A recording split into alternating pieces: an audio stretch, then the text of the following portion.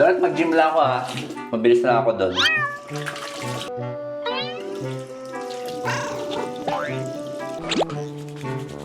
Dapat nag-gym ka na rin doon eh.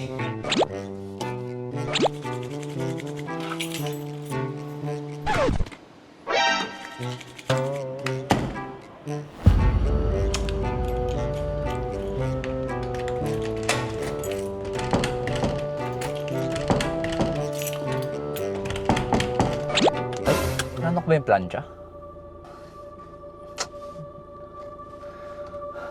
Saan ako yun eh?